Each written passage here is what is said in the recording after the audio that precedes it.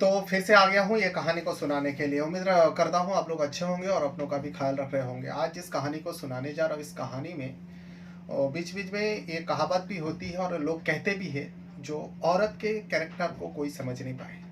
औरत के मन में क्या चलती है आज तक कोई समझ नहीं पाया है। और औरत इतना ज़्यादा धोखेबाज होती है। ऐसे कि देखा जाए तो हर औरत ऐसा नहीं होती है, लेकिन कुछ औरत जो है वैसे हरकत कर देते हैं जिसके चलते सारे औरतों को ऊपर ये ताना कसा जाता है। क्योंकि आज की कहानी में एक औरत ऐसी बेवफाई करती है, बेवफाई का तो हद हो जाती है। वो अपने पति को फंसाने के लिए ऐसी ऐसे चालें चलती है, यहाँ तक कि एक दूसरे शख्स को, मतलब पति पत्नी के बीच में जो तीसरे शख्स को लेकर आती है और उसे न जाने क्या क्या करवाती है। और वो शख्स जो है इस औरत, इस महिला के कहने पर सब कुछ कर रहा था, लेकिन आखिरकार पर्दाफाश होता है। जब पर्दाफाश होता है, उस औरत को पकड़ने के लिए पुलिस का टीम थाक लगाकर बैठी रहती है। वो औरत आती है, पुलिस जब उसे हिरासत में लेने जाते हैं तब उस जगह पर हंगामा होता है। एक नहीं, दो नहीं, 3 पुलिसकर्मी के ऊपर गाज गिरती है और 3 पुलिसकर्मी को इस घटना में, इस जो कहानी सामने आई है, सस्पेंड कर दिया जाता है। क्योंकि पुलिस वाले के ऊपर आरोप लगता है, जो पुलिस वाला होकर कानून को हाथ में लिया और कानून का उल्लंघन किया, जिसके चलते वो तीनों पुलिसकर्मी को सस्पेंड कर दिया जाता है। लेकिन वो औरत सबके आंखों में धूल झोंक कर अभी तक फरार चली है। उस औरत की शादी को हो गई थी, सब कुछ ठीक ठाक चल रहा था, पति भी बहुत अच्छे थे, पति का कोई दोष नहीं था। लेकिन पति का गलती दिखाने के लिए वो चाल पर चाल चलती रही और अपनी ही चाल में वो उलझते उलझते आखिरकार फंस जाती है। जब वो फंस जाती है, सबसे छुप छुपा कर वो वकील का सहारा लेती है। वकील का सहारा लेने के लिए वो कोर्ट में मौजूद होती है। जब कोर्ट के दायरे के अंदर वो रहती है, वहाँ पर पुलिस पहुँचती है, उसे हिरासत में लेने की कोशिश करती है। लेकिन तभी वो औरत जो है हंगामा खड़ी कर देती है। लोग जमा होता है, भीड़ इकट्ठा होते हैं और लोग कुछ समझ पाते, चिल्लम चिल्ली होती है। पति के ऊपर भी कई सारे आरोप लगते, वो पति को जेल भिजवा देते हैं। फिर पति ने अपनी बेगुनाही का सबूत देते हैं और अपने पत्नी का कली करतूत जो है वो सीसीटीवी में रिकॉर्ड कर कर पुलिस को दिखाती है। पुलिस जो है पति को छोड़कर पत्नी के पीछे पड़ जाती है। लेकिन पत्नी की इतनी ज़्यादा चालाकी की वजह से पुलिस वाले भी सस्पेंड हो जाती है। तो आज इसी कहानी को सुनाने जा रहा हूँ। कहानी बहुत ही अनोखी है। सुनने के बाद आप लोग भी सोचोगे जो कैसे कैसे कहानी सामने आ जाती है और कैसे कैसे लोग इस दुनिया में रहते हैं, क्योंकि इस औरत ने अपने ही पैर पे कुल्हाड़ी मार दी। तो कहानी है उत्तर प्रदेश का लखनऊ डिस्ट्रिक्ट, जो राजधानी है लखनऊ। लखनऊ शहर से थोड़ी दूर में अमीनाबाद एक जगह लगता है। उस अमीनाबाद में रहने वाला एक लड़का होता है, वासिफ। वासिफ जो है वो एक बिजनेसमैन होता है, अच्छा खासा लड़का है, पढ़ा लिखा लड़का, सही से बिजनेस चलाया करता। क्योंकि वो जो बिजनेस होता है उसके पुरखों का है, 80 साल पुराना एक बिजनेस है, उसे वो आप वासिफ हैंडल कर रहा था। लेकिन वासिफ की शादी हो चुकी थी। वासिफ की शादी घर वाले ने देख के जिस लड़की से करवाया था, उस लड़की का नाम होता है अमीना खातून। अमीना खातून भी ठीक ठाक है और पति भी सब कोई मतलब दिक्कत वाली बात नहीं थी, परिवार में सब कुछ ठीक ठाक चल रहा था। लेकिन वो एक बिजनेसमैन होने के चलते, वो वासिफ जो है बिजनेसमैन होने के चलते, वो पत्नी को उतना वक्त, उतना टाइम नहीं दे पाता जितना कि देना चाहिए पत्नी को। पत्नी को भी शुरू शुरू में लगा शायद मेरी किस्मत है, मेरी शादी एक बिजनेसमैन से हुई है और कोई चीज़ की कमी तो नहीं है घर पर, बस पति का प्यार की कमी है, पति मुझे टाइम नहीं देते। लेकिन अभी का दौर है ना, अभी का दौर किसी को भी टाइम पास करने के लिए बस उनके हाथ में मोबाइल होनी चाहिए। वैसे ही अमीना खातून के हाथ में भी एक स्मार्टफोन थी। अब स्मार्टफोन है तो सब कुछ उसमें अवेलेबल है। अमीना भी सोशल मीडिया में अपने अकाउंट बनाती है और ख़ास करके इंस्टाग्राम में अकाउंट बनाती है। और अभी के दौर में देखा जाए तो इंस्टाग्राम जो है बहुत ज़्यादा ट्रेंडिंग में चल रही है। तो अमीना खातून का भी इंस्टाग्राम में आईडी है। उस आईडी में वो बहुत कुछ देखता और अपना पोस्ट भी करता। इतने में अमीना खातून के आईडी में एक लड़के का एंट्री हो जाता है, उसके प्रोफाइल में एंट्री होता है, उसको फॉलो करते हैं। जब उसे फॉलो आते हैं, वो फॉलो करने वाले को चेक करता है। फॉलो करने वाला कभी बहुत बड़े स्मार्ट है, और नाम था अमन। अमन नाम का लड़का है, अमन नाम से आईडी बना हुआ है। अमीना भी उसके फोटो को देखा, उसके वीडियोस को देखा। देखने के बाद उसे भी फॉलो रिक्वेस्ट यानी फॉलो भेज दिया। दोनों एक दूसरे को फॉलोइंग कर लेते हैं। अब जब दोनों एक दूसरे को फॉलो कर लेते हैं, अब एक दूसरे का पोस्ट में लाइक करना, फिर धीरे धीरे कमेंट करना, फिर इनबॉक्स में मैसेज करना। जब मैसेज का सिलसिला शुरू हुआ, दोनों में बातचीत हुई। तो अमीना से पूछा उस लड़का अमन ने, कहाँ रहते हो? अमीना ने सच सच बताया, जो मैं लखनऊ का हूँ, लखनऊ में रहती हूँ, मैं शादीशुदा हूँ, मेरा नाम अमीना खातूनी है, कोई फेक नाम नहीं है, मेरा रियल नाम से आईडी बनी हुई है। तो उस अमन से जब पूछा गया, तुमने जब इतना कुछ पूछ लिया, तुम भी अपने बारे में बता दो, कहाँ रहते हो, क्या करते हो? अमन ने भी अपने बारे में सच सच बताया। अमन ने कहा, जो मैं भोपाल का रहने वाला हूँ और मैं इंदौर शहर में रहता हूँ, बल्कि इंदौर शहर से ही वो बातचीत करता था, इंदौर में ही रहा करते थे।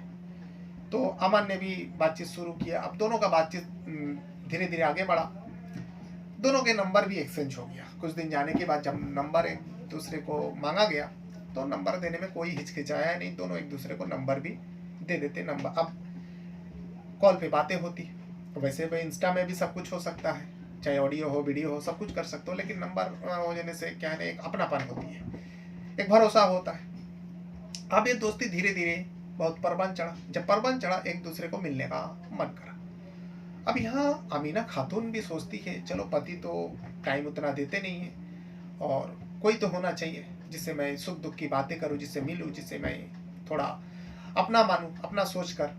वही सोचकर अमीना ने कहा, ठीक है, अगर ऐसा है, मैं तो नहीं आ सकती, अगर तुम आ सकते हो तो आ जाओ, लखनऊ में मिलते हैं। वही होता है।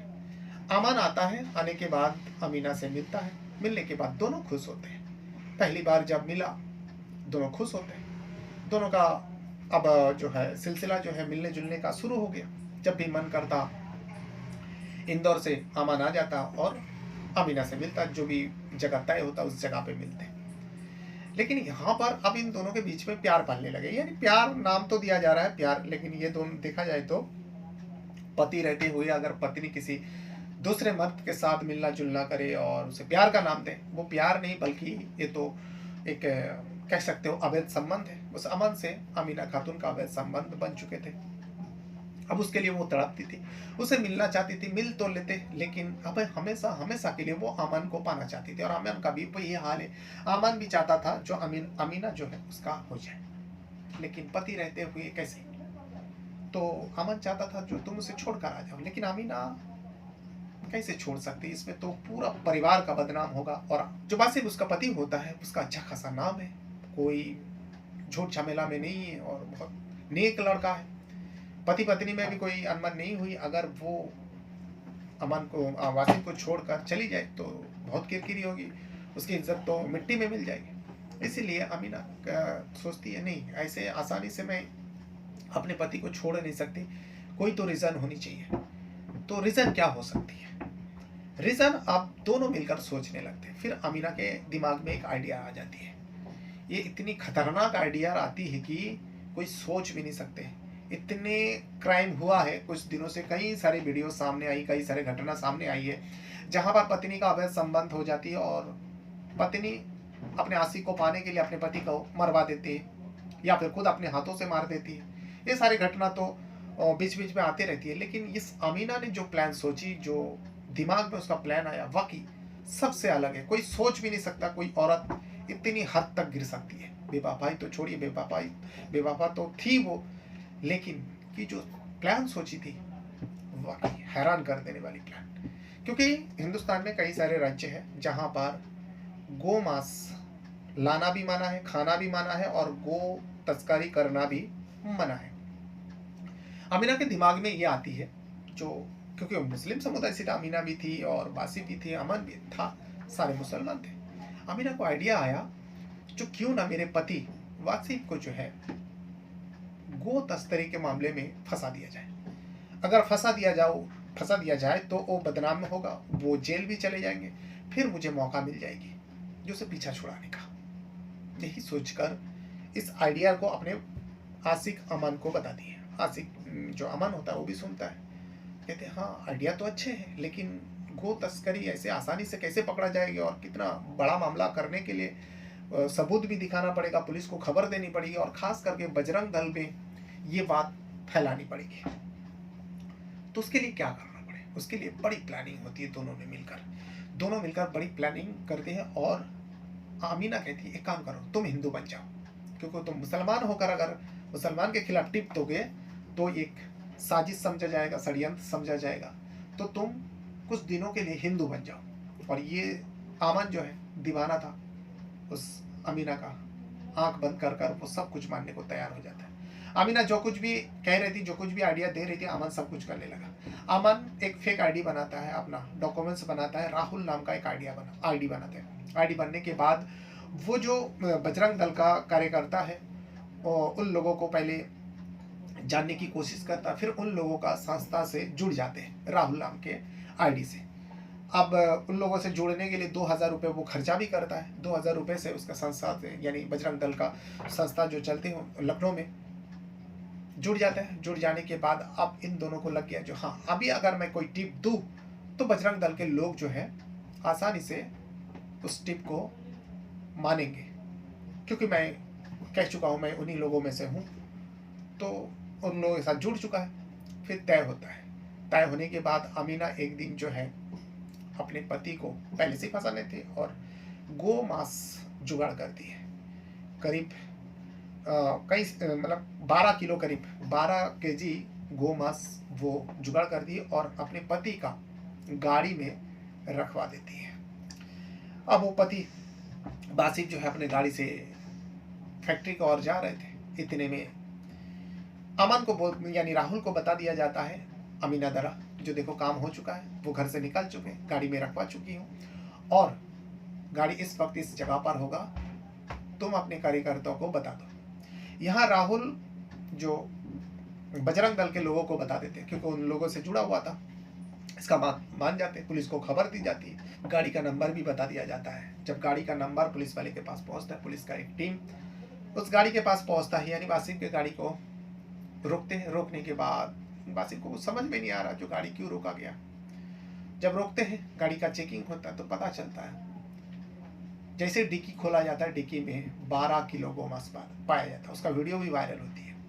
इसमें वासिफ चिल्ला चिल्ला कर कह रहा था, साहब मुझे नहीं पता, ये मुझे फंसाया जा रहा है, मेरे गाड़ी में किसी ने रखा है, मुझे नहीं पता ये क्या चीज़ है। पुलिस वाला एक नहीं मानता, हर मुजरिम कहते ही है मुझे नहीं पता, मैंने नहीं कुछ किया। तो पुलिस वाले के लिए ये कोई बड़ी बात नहीं है, जो वासिफ जो बोल रहा है वो सच बोल रहा है। इसीलिए पुलिस एक नहीं सुनता, सबूत के साथ पकड़ा गया। टिप जो मिली थी पक्का थी, बजरंग दल द्वारा इस खबर को दिया गया था। मामला आगे ना बढ़ जाए, पुलिस वाले जो है उस वासिफ को हिरासत में ले लेते हैं। हिरासत में लेकर सबूत के साथ कोर्ट पेश करती है। अब जबकि उस राज्य में गोमांस का पाबंदी है, तो यानी ये कानूनन जुर्म है, साबित हो जाती है, वासिफ को जेल हो जाता है। अब जब वासिफ को जेल हो जाता है, यहाँ दोनों जो प्रेमिका जो अमीना होती है और अमन राहुल और राहुल, वो दोनों बड़े खुश होते हैं। लेकिन परिवार वाले जो है, वासिफ के परिवार वाले यहाँ वहाँ दौड़ भाग करके आखिरकार 1 महीने के अंदर वासिफ को जेल से बाहर लेकर आते हैं। यहाँ दोनों खुश तो थे, लेकिन जैसे बाहर आ जाते हैं, ये दोनों के लिए फिर से वही मुसीबत। अरे हम दोनों का बीच का कांटा फिर से बाहर आ गया। अब क्या, उतना समय नहीं मिला अमीना को जो अब वो अलग हो जाए। 1 महीने के अंदर वासिफ बाहर आ गया, कोई बहाना ही नहीं मिला। फिर दोनों के लिए मुसीबत, अमीना के लिए भी मुसीबत और अमन के लिए भी मुसीबत। फिर दोनों सोचने लगे, अरे अब क्या हो, अब क्या करें, ये तो 1 महीने के अंदर छूट के बाहर आ गया। अमीना को भी कुछ समझ में नहीं आ रहा है और कोई रास्ता नजर भी नहीं आ रहा है, लेकिन दोनों एक होना चाहता था, दोनों एक दूसरे के लिए तड़प रहे थे। और इसी बीच वासिफ को भी अपने पत्नी के ऊपर डाउट हो गया था, शक हो गया थी। शक होने के कारण जो वासिफ है वो अपने घर पर, जहां पर वो रहते थे अपने परिवार के साथ, सीसीटीवी लगवा देते हैं। सीसीटीवी लगवाने के बाद बड़ी आसानी से रहते हैं। लेकिन फिर कुछ दिन जाने के बाद अमीना अमन फिर से एक प्लान करता है। वही प्लान को दोबारा दोहराना चाहता था, जो गोमांस का। अब इन लोगों ने ये सोचा, चलो 1 महीने में छूट के बाहर आ गया, लेकिन दोबारा अगर इसी मामले में पकड़ा जाए तो इतना आसान नहीं होगा वो छूटकर बाहर आए। और मुझे इस बार मौका मिल जाएगी, क्योंकि बार बार वो अगर इस सब मामले में अंदर जाए, मैं खोल कर बोल सकती हूँ अपने परिवार को और मैं इनसे अलग हो सकती हूँ। दोनों को लगा ठीक है, अब की बार, क्योंकि यहाँ वासिफ अपनी पत्नी के ऊपर डाउट हो गया था, उसके ऊपर नजर रखते थे। 14 जनवरी की बात है ये, यानी कुछ दिन पहले की बात है। 14 जनवरी को वासिफ नहाने के लिए वो, इतने में मौका पाकर अमीना जो है अपने पति का मोबाइल से एक पोर्टर बुक करती है। उस पोर्टर में जो है कुछ पार्सल है, उसे दूसरी जगह पहुंचाना था। अब उस पार्सल को जो है पोर्टर बाद में आती है, जो टाइम दिया गया था उस टाइम पे पोर्टर उस जगह पर आते हैं, लेकिन तब तक जो है वासिफ नहा धोकर वो ऑफिस दफ्तर के लिए निकाल चुके थे। इस बार पोर्टर आती है, पोर्टर में भी एक पार्सल पैक करके दे दिया जाता है। पोर्टर जो जहाँ पर एड्रेस था उस जगह पर पहुंचाना था। एक्चुअली देखा जाए वो एक कुरियर सर्विस है, कुरियर में थमा दिया गया। वो गाड़ी से लेकर उस पार्सल को जहां पर एड्रेस था, उस वासिफ के दफ्तर का एड्रेस था, वहां पर जा रहे थे। लेकिन इसी बीच रास्ते में उस पोर्टर को रोक लिया जाता है पुलिस द्वारा, क्योंकि इस बार भी पुलिस को टिप देने वाला बजरंग दल के लोग होते हैं और बजरंग दल को बताने वाला वही राहुल होता है। और इस बार भी वही गोमांस के बारे में इंफॉर्मेशन थी। पोर्टर को रोक लिया जाता है, ड्राइवर घबरा जाता है, जो क्या बात हो गई, पुलिस का टीम मेरे पीछे पड़ा और मेरे गाड़ी को रोका। ड्राइवर को उतारा जाता है, सारे सामान चेक किया जाता है और उस सारे सामानों में से गोमांस भी थी। जैसे ही गोमांस उस गाड़ी से निकालते, सबसे पहले तो पुलिस उस ड्राइवर को हिरासत में लेता है, लेकिन ड्राइवर घबरा गया था। ड्राइवर ने सच सच बता दिया, जो साहब मैं तो एक पोर्टर में काम करता हूँ, मेरा काम है सामान यहाँ से उठाना और जहाँ का है वहाँ भेजवाना, मेरा ये काम है। अलग अलग जगहों से मैं जहाँ जहाँ ऑर्डर होता है मैं वहाँ जाकर सामान उठाता हूँ और जहाँ दफ्तर में कहीं कहीं जगह पे पहुँचाना हुआ उस जगह पे मैं पहुँचाता हूँ। ये पुलिस को भी पता है पोर्टर का काम क्या है, कुरियर वाले का काम क्या है। तो उस बैग में जहाँ पर गोमांस रखी थी, उस गोमांस को देखते कहाँ पर पहुँचाना था, कहाँ से तुमने इस बैग को उठाए थे। उस ड्राइवर ने सब कुछ बता दिया।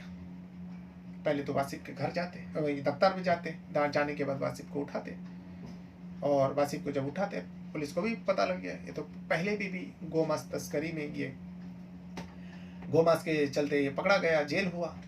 इस बार भी जब पकड़ा गया पुलिस को भी थोड़ा बहुत वासिफ के ऊपर दया आया और लगने लगा जो वासिफ निर्दोष से वो कोई फंसा रहे। वासिफ इस बार भी वही बात कह रहे हैं, जो साहब आप लोग यकीन कीजिए, ना तो मैंने इस पोर्टर को ऑर्डर किया, ना मैं गोमांस मंगाया, मैं तो नॉनवेज खाता ही नहीं हूँ, देखा जाए तो मैं मटन खाता ही नहीं हूँ। तो फिर मैं ये ऑर्डर क्यों करूँगा, और ऑर्डर करने के बाद ये माल मैं अपने दफ्तर में क्यों मंगाऊंगा। अगर मंगाना भी होगा, खाना भी होगा तो मैं घर पे मंगाऊंगा। लेकिन पुलिस को ये भी पता थी घर से ही आया है वो सामान, क्योंकि घर से ही पोर्टर वाले ने वहाँ से उठाया था उस सामान को। जैसे घर का नाम आते हैं पुलिस वाले बताते हैं वासिफ के सामने, तो वासिफ कहता है सर ये सारे क्रियाधारा जो है मेरी पत्नी अमीना का है। पुलिस को यकीन नहीं होता, जो कोई पत्नी पति को ऐसे केसेस में क्यों फंसाएंगे। पति से पूछताछ किया, क्या तुम्हारा पत्नी तुमसे खुश नहीं है, क्या तुम्हारे साथ उसका झगड़ा चल रहा है, आखिर वजह क्या है, तुम्हारा पत्नी तुम्हें फंसाएगी, तुम ऐसा क्यों बता रहे हो। तो इसमें वासिफ कहता है सर मुझे नहीं पता, लेकिन वो जो ऑर्डर हुआ था, पता किया था, वासिफ का मोबाइल से ही ऑर्डर हुआ था और ये मोबाइल सिर्फ उसकी पत्नी ही यूज़ कर सकती, बाकी घर का कोई यूज़ नहीं करती और किसी को पता भी नहीं मोबाइल का पासवर्ड क्या है। और उसके अलावा पत्नी के अलावा उस मोबाइल पे कोई हाथ भी नहीं लगाते। पूरी बात बताया, पुलिस को भी लगा वाकई वासिफ सच बोल रहा है। सीधा वहाँ से घर पहुँचता है। जब घर पहुँचता है पता चला अमीना तो घर से फरार है। घर वालों से पूछा जाता है, घर वाले को कुछ भी नहीं पता। अब क्या करें जब घर में वो मौजूद नहीं है। लेकिन अमीना के मोबाइल को खंगालते हैं, खंगालने के बाद और घर का सीसीटीवी भी खंगालते हैं। तो जिस वक्त ऑर्डर हुआ था देखता कि वाकई वासिफ उस टाइम नहाने के लिए बाथरूम की ओर गए थे और उसी बीच अमीना जो है वासिफ का मोबाइल लेकर कुछ किया था। तो साफ पता चला उसी से ऑर्डर हुआ। फिर बाद में जब पोर्टर आता है, अमीना खुद उस पार्सल को पोर्टर वाले को यानी ड्राइवर को थमाते हैं। ये सारे सीसीटीवी में कैद हुई। जब अमीना का मोबाइल नंबर लेकर पूरा सीडीआर निकालते, कॉल डिटेल रिकॉर्डिंग निकालते, तो उसमें एक नंबर सामने आता है। उस नंबर के बारे में जांच करता है तो पता चला एक अमन नाम का लड़का है उस नाम से रजिस्टर है, उसका लोकेशन टेस्ट करता है, टेस्ट करने के बाद अमन तक पहुंचता है और अमन को हिरासत में लेता है। जब अमन को हिरासत में लेता है, अमन डर जाता है और अमन पूरी बात बता देते हैं। अमन के पास से वो फर्जी आईडी भी मिलता है राहुल नाम का, और जब राहुल का खुलासा होता है, राहुल के बारे में पूछा जाता है, ये जो तुमने इस राहुल नाम का आईडी क्यों बनाया, उस राहुल नाम का भी राज पर्दाफाश कर देता। फिर बजरंग दल को भी पता चलता है, जो एक पत्नी अपने पति को फंसाने के लिए एक व्यक्ति को इस तरीके से नचाया, हम लोगों का साथ मिलाया और हम लोगों के जरिए अपने पति को फंसा रहे थे, ये सारे खुलासा हो जाता है। लेकिन वो पत्नी अमीना किसी के हाथ में नहीं थी। पुलिस धाक लगा के बैठे रहते, जो अमीना की खबर चारों तरफ फैला देते, खबरी को लगा देते। अमीना अपने आप को बचाने के लिए कानून का सहारा लेने का सोचते, वो हाईकोर्ट में अपने वकील के पास मिलने जाती है। एक वकील को हायर किया था, वो हाईकोर्ट पहुंचती है और ये खबर जो है खबरी पुलिस वाले को दे देते हैं, जो अमीना हाईकोर्ट झांसी में हाईकोर्ट में पहुंच रही है। पुलिस वाले उस कोर्ट में जाकर इंतजार करने लगते हैं, जो अमीना जैसे ही आएगा उसको पकड़ लेंगे। लेकिन अमीना आती भी है, बुरखे में आती है, पुलिस को भनक लगी, खबरी ने इशारा किया, पुलिस वाले से गलती हो गई। पुलिस वाले जो है उस कोर्ट के अंदर ही जो है, यानी उस अदालत के दायरे के अंदर ही जो है उस अमीना को हिरासत में लिया। जब हिरासत में लिया, अमीना हंगामा करने लगे। अब ये कोर्ट के आसपास हो, कोर्ट के अंदर हो या कोर्ट के दायरे में हो, सारे कानून वाले ही मौजूद होते हैं, तो सारे लोग आते, क्या बात है, तो पुलिस का मामला था। तो सारे लोगों ने पूछा, जो क्या बात है, इस कोर्ट के दायरे में पुलिस क्या कह रहा है, और क्यों किसी को जबरदस्त हो, एक महिला को। तो इसमें पुलिस वाले का बड़ी किरकिरी होती है, जो कानून का रखवाला होकर कानून का उल्लंघन कैसे कर सकते हैं, क्योंकि अदालत का एक मर्यादा है, एक कानून है उसके ऊपर, जो हाईकोर्ट के दायरे के अंदर आप किसी को भी हिरासत में नहीं ले सकते, चाहे वो कितना भी बड़ा मुजरिम क्यों ना हो।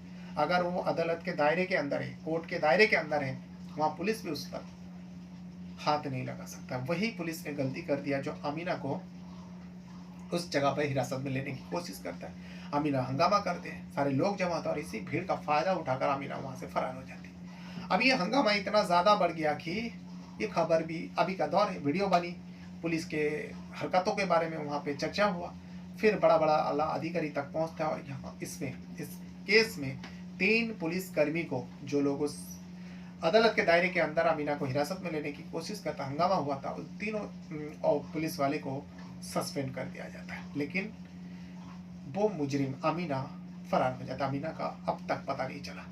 ये पूरा कहानी जो जिन जिन लोगों ने सुना, सारे लोग हैरान हो जाते। जो कोई महिला, एक तो बेवफा थी वो, और कोई वजह नहीं थी, पति के साथ वो ऐसा एक नहीं 2 बार कर लिया, लेकिन आखिर करने के पीछे का वजह क्या थी। अगर वो अपने पति से खुश नहीं थे, खुशी खुशी अलग हो सकती थी, राजी खुशी अलग होकर वो अपने आशिक से शादी कर सकती या आशिक के साथ रह सकती थी, तो फिर पत्नी अपने पति को क्यों फंसाना चाहती थी। इसमें वो प्रेमी अमन कहता है, जो अमीना चाहती थी, क्योंकि वासिफ जो है उसका पति, जो उसका पति के ससुराल वाले जो है थोड़ा पैसा वाले हैं, और अमीना चाहती थी, जो मैं अपने पति से तो अलग हो जाऊंगी, पति बदनाम हो जाएगी, और मैं अपनी मर्जी से पति को नहीं छोड़ रही हूँ, पति बदनाम हो जाने की वजह से मैं पति से अलग हो रही हूँ, इसके लिए मैं पति से कुछ हर्जाना भी मांग सकती हूँ। इस वजह से वो अपने पति को फंसा कर, ताकि उसका नाम बरकरार रहे, उसकी इज्जत बरकरार रहे, और इसी वजह से वो जो है अमीना अपना पति को फंसा कर वो अपने आशिक के साथ होना चाहती थी। लेकिन उसका चाल उसी के ऊपर फंसता गया, 1 बार नहीं 2 बार उसका पूरा साजिश पर्दाफाश हो जाती है। लेकिन अफसोस, वो अमीना जो है पुलिस के हाथ से अभी दूर है। लेकिन ये पूरा घटना जब सामने आ जाता है, अमीना के परिवार तो सब से पानी पानी हो जाते हैं, और जो अमीना के ससुराल वाले हैं वो लोग सोच भी नहीं पाते, जो इतनी सीधी सादी दिखने वाली उसके घर की बहू अमीना खातून इतनी अंदर से, मतलब इतनी घटिया सोच रख सकती थी वो लड़की। लेकिन उसने ऐसा किया जो अमन ने बताया, और जिस हिसाब से अमीना फरार है, सारे सबूत, कॉल डिटेल, घर के अंदर का सीसीटीवी रिकॉर्डिंग, सारे गवाही दे रहे हैं जो अमीना इसमें दोषी है, और ये सब कुछ किया था अमीना का ही है। तो ये वो पूरा कहानी है जो उत्तर प्रदेश का लखनऊ में हुई है। और ये घटना जो है 14 जनवरी को तब लोगों के सामने आई, तब उजागर हुई, जब हाईकोर्ट के अंदर पुलिस वाले के साथ मुठभेड़ होती है, यानी हंगामा होती है, तब जाकर ये पूरा कहानी सामने आती है। अपने साथ साथ अपना परिवार का भी बहुत ज़्यादा ख्याल रखेगा। इस कहानी के बारे में कुछ कहना रहेगा तो कमेंट बॉक्स में अपना राय ज़रूर दीजिएगा। वीडियो छोड़ने से पहले वीडियो को लाइक कर दिया करें, और इस वीडियो को आप अगर मेरा Facebook page story by Rahman पर देख रहे हो तो पेज को फॉलो ज़रूर कर लीजिएगा, और यूट्यूब में आप देख रहे हो तो चैनल को सब्सक्राइब ज़रूर कर लीजिएगा। Thank you very much.